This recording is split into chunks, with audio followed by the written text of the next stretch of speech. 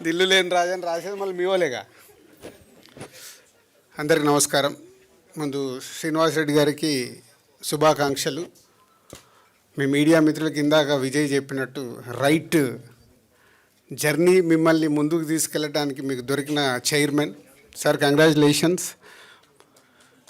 And ఈరోజు Telugu film journalist మీ యూనియన్కి దీనికి పిలవడం నాకు చాలా హ్యాపీగా ఉంది. చాలా టైట్లో ఉన్నాను, అసలు మార్నింగ్ 4 o'clock పడుకున్నాను, అంత వర్క్లో ఉన్నాను.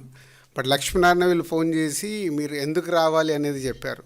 ఈరోజు మీరు ఏదైతే ఇన్సూరెన్స్ది కార్యక్రమం మొదలు పెడుతున్నారో దానికి మొదటడుగు ఆ రోజు ఏపిచ్చింది నేనంట, కాబట్టి మీరు ఉండాలి అని అన్నారు. సో ఇందాక విజయ్ చెప్పినట్టు హెల్త్ ఉంటేనే ఏదన్నా ఉంటుంది. 3-4 ఇక్కడ ఉండే మిత్రులు మార్నింగ్ కేబీఆర్లో కనిపిస్తే చాలా హ్యాపీ అనిపిస్తుంది. సుబ్బారావు అండ్ మధు వీళ్ళందరూ వస్తుంటారు. సో హెల్త్ కోసం ఈరోజు తెలుగు ఫిలిం జర్నలిస్టు అసోసియేషన్ చేస్తుంది. ఇప్పుడు ఇంతకుముందు గ్రూప్గా చేశారు, ఇప్పుడు ఇండివిజువల్గా చేస్తున్నారంట. అది మంచి ఆలోచన. సో మీ అందరికీ శుభాకాంక్షలు. ఎప్పుడో మనం ఆల్మోస్ట్ అందరూ ఇక్కడ ఉన్నవాళ్ళు అబవ్ 40s, ఎక్కువ మంది 90% ఉండుంటారు. మనం ఒకసారి మన చిన్నప్పటికి వెళ్తే లాయర్ టి కృష్ణ గారి సినిమాలు వచ్చేటి.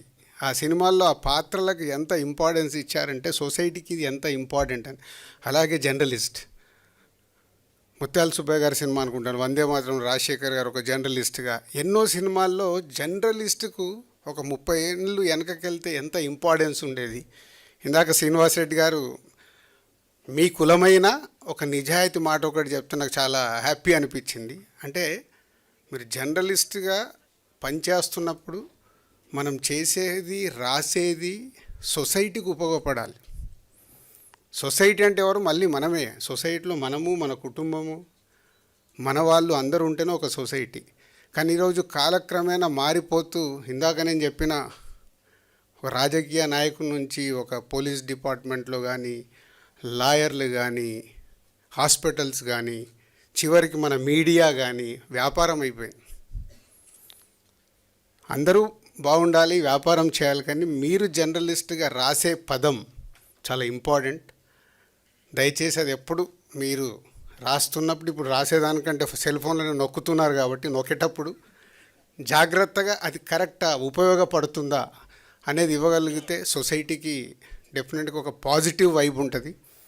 అలాంటిది మా మిత్రులందరూ ప్రయత్నం చేస్తారని ఆశిస్తున్నాను. Thank you very much Lakshminarayana, Rambabu and అందరు మీ టీంకి.